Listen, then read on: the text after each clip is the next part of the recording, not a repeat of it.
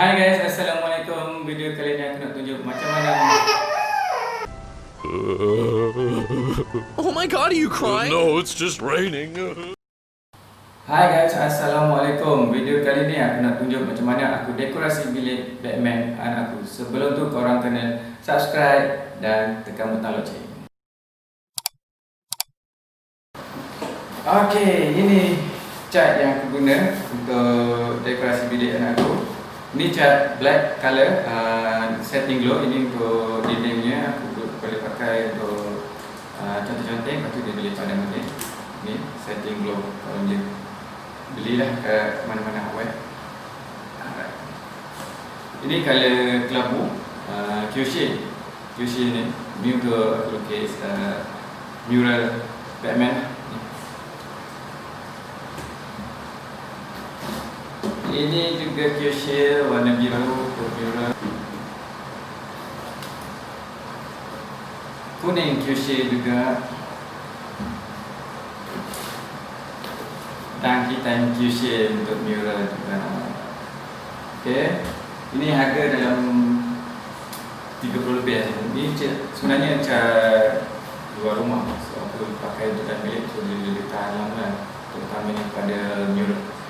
So kalau korang nak beli, boleh beli kat mana-mana ada.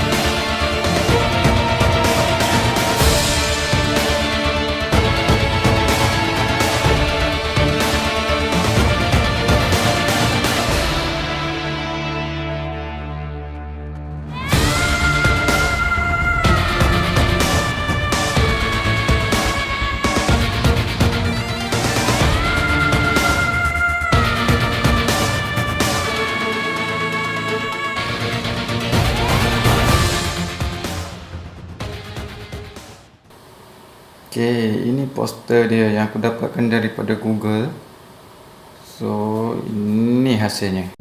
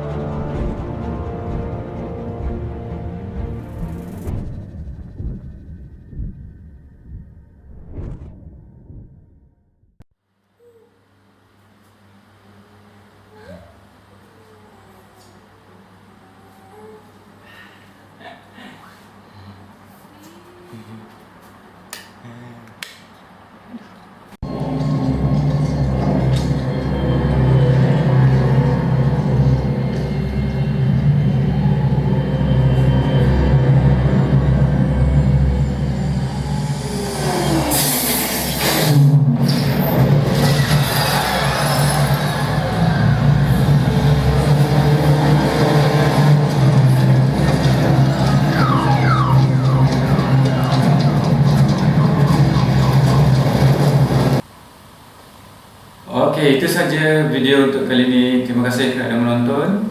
Jumpa lagi di next video.